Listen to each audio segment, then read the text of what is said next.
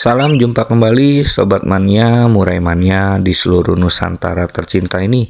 Selamat datang di channel saya, channel yang membahas tentang perawatan, settingan, dan permasalahan yang terjadi pada murai batu. Saya doakan teman-teman selalu sehat, sukses, dan bahagia tanpa kekurangan suatu apapun. Amin.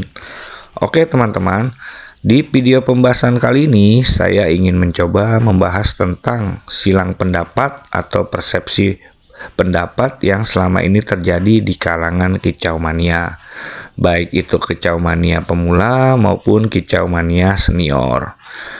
Masalah tentang rawatan settingan murai batu berdasarkan kemauan si burung atau kemauan kita sebagai perawat ataupun pemiliknya. Dan untuk kalian yang butuh informasi ini, teman-teman bisa simak pembahasan video kali ini sampai habis. Oke, kicau mania, sampai saat ini masih terjadi perbedaan persepsi tentang pendapat perawatan yang kita berikan harus mengikuti kemauan kita sebagai perawat atau kemauannya si burung itu sendiri. Dan di sini saya akan bahas berdasarkan pendapat dan pengalaman saya sendiri. Jadi, jika teman-teman mempunyai pendapat yang lain atau pengalaman yang lain tentang hal ini, silakan teman-teman tetap dengan pendapat yang teman-teman yakini saja. Karena setiap pendapat setiap orang itu berbeda-beda dan saya sangat menghargai pendapat yang positif, apalagi didasari dengan pengalaman pribadi. Oke, sebelum lanjut ke pembahasan, di sini saya akan sedikit memberikan tentang pemahaman karakter. Jadi, karakter itu adalah ciri khusus dari struktur dasar kepribadian, watak, atau sifat bawaan yang membedakan antara makhluk hidup yang satu dengan makhluk hidup yang lain. Contohnya seperti manusia saja.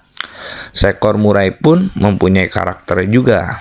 Makanya ada pendapat rawatan harus disesuaikan dengan karakternya. Dan karakter itu sendiri ada di dalam tipe murai yang pernah saya bahas di video sebelumnya, yaitu di mana tipe murai itu terbagi menjadi dua berdasarkan basic tipenya masing-masing, yaitu tipe panas dan tipe dingin berdasarkan dari karakter, gambaran fisik, teritorial, atau di mana yang membedakannya adalah tempat asalnya. Dan tentunya perbedaan settingan rawatan itu berbeda. Lalu apa hubungannya karakter ini tentang rawatan settingan harus mengikuti kemauan murai atau harus mengikuti kemauan si perawatnya? Karena dalam pendapat tadi ada hubungannya dengan karakter seekor murai. Oke, sampai di sini teman-teman, mari kita bahas. Untuk yang pertama, rawatan settingan harus mengikuti kemauan burung. Jadi, pendapat ini muncul ketika ada pengalaman si perawat saat melakukan perawatan ketika mengikuti kemauan burungnya dan ada hasil yang positif. Dan pertanyaan saya, apakah semua murai rawatannya bisa diterapkan rawatan sesuai dengan kemauan murainya atau burungnya? Jawaban saya tentu saja tidak. Dan tidak semua rawatan yang diberikan harus mengikuti kemauan dari si murainya. Karena apa? Karena karakter murai itu berbeda-beda antara yang satu dengan yang lainnya.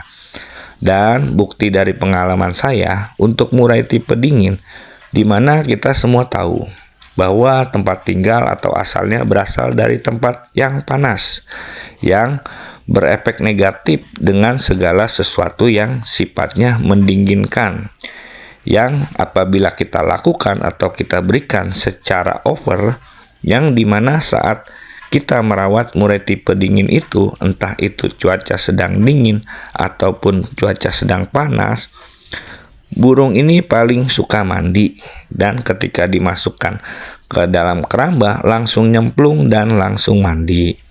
Walaupun setiap hari dimandikan dan dimasukkan di dalam keramba. Nah, apakah kemauan murai seperti ini harus kita ikuti? Tentu tidak kan? Dan apabila kita ikuti kemauannya, pasti hasilnya akan negatif. Apalagi bila kondisi murainya sedang minus suhu tubuh atau drop suhu tubuhnya. Dan apabila dimandikan setiap hari, maka si murai pun akan tambah drop suhu tubuhnya dan kedinginan, dan akan menimbulkan masalah-masalah lain baru yang nanti membuat kita menjadi pusing. Oke, banyak sekali kicau mania yang di PHP atau ter-PHP oleh gelagat ini kan, dikira murainya kepanasan. Apalagi pas saat dilombakan, murainya menunjukkan geribik-geribik seakan minta mandi. Dan pada saat kita gantangkan dan ketika kita turunkan dari gantangan, si murai pun langsung kita berikan pemandian. Dan yang terjadi adalah alhasil malah murainya jadi tidak ada respon sama sekali, yang dimana sebenarnya murai tersebut mengalami hilang fighternya. Dan jelas kemauan murai itu tak selalu harus kita ikuti. Oke, begitu ya teman-teman. Dan yang kedua, tentang settingan rawatan murai harus mengikuti rawatan kita sebagai perawat atau pemiliknya. Di mana pendapat ini juga muncul ketika ada keberhasilan sang perawat dalam menerapkan rawatan settingan yang harus mengikuti pola settingan yang mengikuti kemauan sang perawatnya. Lalu pertanyaan saya, apakah semua murai akan berhasil dengan pola rawatan seperti yang diterapkan itu? Saya yakin tidak. Mungkin juga ada yang berhasil dan ada juga yang semakin jelek hasilnya. Karena itu tadi, tipe murai itu tidaklah sama antara yang satu berbeda dengan tipe murai yang lainnya. Jadi, jika si perawat itu menerapkan semua pola rawatan yang sama kepada setiap burung atau semua murai dengan menerapkan pola rawatan yang sama seperti itu, misalnya murai tersebut harus diumbar, harus dijemur, harus diberikan ekstra puding yang banyak, atau juga harapannya agar si murai punya power. Coba saja atlet-atlet itu selalu latihan fisik, buktinya powernya besar-besar dan tidak ada capeknya. Dan kebetulan juga rawatan itu berhasil pada saat menerapkan pola rawatan itu ke salah satu murainya, yaitu mandi setiap hari, dan setelah mandi dijemur murainya dan diberikan jangkrik yang banyak plus kroto, dan diberikan umbaran seminggu 3-4 kali dengan cara di speed sampai bolak-balik 300-500 kali, dengan harapan agar murainya mempunyai power yang mumpuni atau maksimal saat digantangkan. Misalkan seperti itu dan berhasil deh murainya, dan murainya mau kerja ngotot full power di gantangan. Dan apakah pola rawatan settingan itu bisa diterapkan pada murai batu basic tipe fighter tinggi atau tipe panas? Jelas nggak bisa, karena kita tahu murai tipe panas itu sudah mempunyai basic fighter yang tinggi. Jika rawatannya diberikan jemur yang kencang setiap hari dan diumbar dengan latihan fisik seminggu 3-4 kali sambil di speed bolak-balik sampai 300 sampai bahkan sampai 500 kali, yang ada murai tersebut malah ngos-ngosan, dan yang ada bukan power yang didapat, tetapi murainya menjadi lemas dan timbul masalah baru atau masalah lain seperti murainya nyilet, dehidrasi, over emosi, dan berakibat fatal, bahkan bisa kanibal atau cabut bulu, dikarenakan murai ini kehabisan power. Apakah kondisi ini bisa dikatakan positif, dan apakah rawatan seperti ini bisa diteruskan? Tentu saja tidak kan?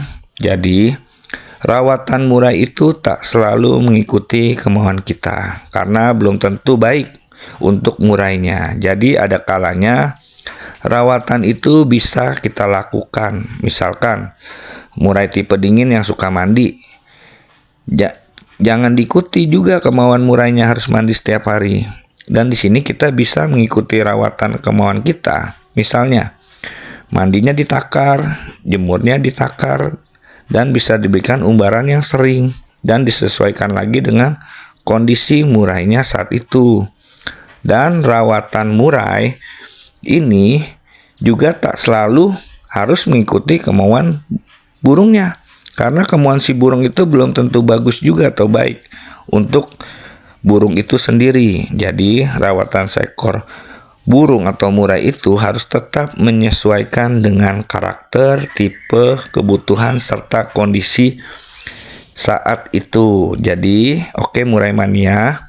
Jadi itu pembahasan tentang rawatan settingan pada murai batu. Apakah harus mengikuti kemauan kita sebagai pemilik atau perawatnya, atau mengikuti kemauan dari burung itu sendiri. Terima kasih teman-teman. Sampai jumpa kembali di video saya berikutnya. Salam murai mania.